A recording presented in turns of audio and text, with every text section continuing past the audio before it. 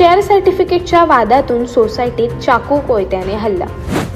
Taloja sector 2 येथील एका नामांकित गृहसंकुलात क्षुल्लक कारणावरून सुरू झालेला वाद थेट चाकू आणि कोयत्याच्या हल्ल्यात रूपांतरित झाल्याने परिसरात खळबळ उडाली आहे। घडलेल्या या धक्कादायक घटनेत 3 जण जखमी झाले असून हल्लेखोर कुटुंब फरार आहे।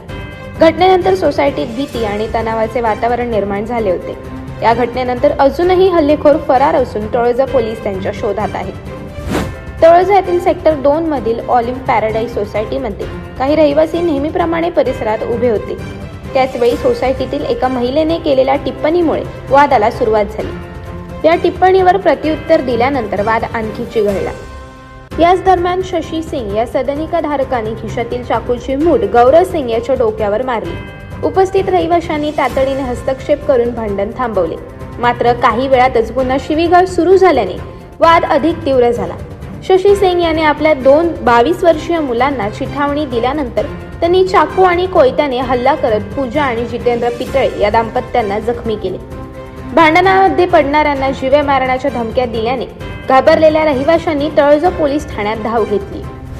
या घटनेमागे शेअर सर्टिफिकेटचा जुना वाद कारणीभूत असल्याचे तपासात समोर आले आहे। शशी सिंग यांना सोसायटीकडून शेअर सर्टिफिकेट हवे होते, मात्र विकासकांचे शिल्लक शुल्क भरले नसल्याने ते देण्यात येत नव्हते।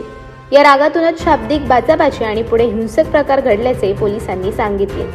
या प्रकरणी शशी सिंग, त्यांची पत्नी व 2 मुलांविरोधात गुन्हा दाखल करण्यात आला असून सिंग कुटुंब अजूनही इमारतीत परतले नाहीत। या प्रकरणाचा अधिक तपास तळोजा पोलीस करत असून पोलिसांचे पथक सिंग व कुटुंबियांच्या शोधात आहे।